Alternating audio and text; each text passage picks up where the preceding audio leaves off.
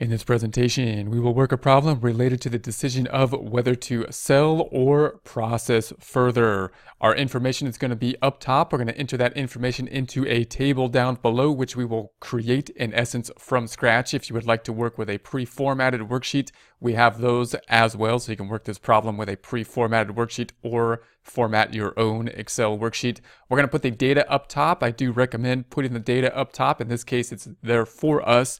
But if we're working a different problem or we're working in some other format, then I recommend listing the data up top in your worksheet in such a way that you have the text and then you have the numbers so that you can refer to them with cell references. So we have our data. We've got the units produced last year. It's going to be 11,200. The total cost is going to be the 168,000.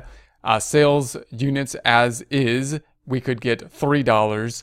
Or if we repair and sell, so if we stop here, if we repair and sell them, we can then take $7. So we could stop as is for $3, or we can have them repaired for $7, and the additional cost will be $19,200 to do so.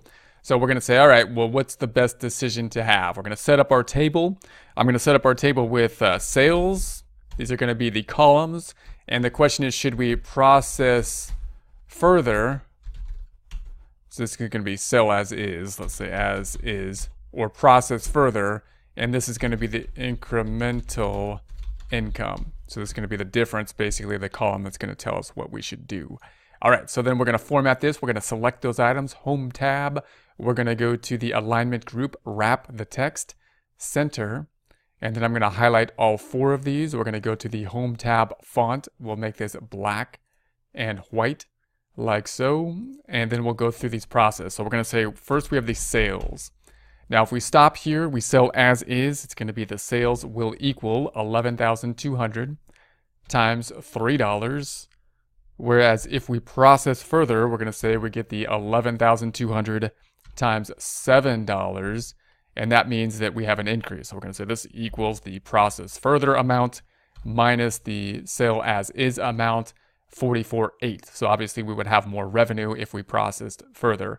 And then the costs, however, so we're going to have the additional costs to process. So additional costs to process. And that's going to be equal to 0 if we sell as is. The difference will be 19,200 if we process further. The difference being the 19,200 minus the 0. And that'll give us our totals. So that's going to be equal to the sales minus the additional costs, equal to sales minus the additional costs. Notice we're only focusing on those costs in the point here that are going to be differing between the two scenarios. All costs up to this point, in other words, are irrelevant in the decision-making process as to what we should do from this point forward. So then we're going to take the 44.8 minus the 19.2, and then the question is, well, what should we do? And the answer is going to be process further. So we want to process further because we're going to end up in a better situation. The total difference being 25,600. We have the increase in revenue 44.8. The costs increase of 19.2 for a net increase of 25.6. We're going to do a little bit of formatting now of our table. I'm going to select these cells, home tab, font, underline. We'll select these cells, home tab, font, double underline. I'm going to select all these cells. We're going to go to the home tab, font, the bucket.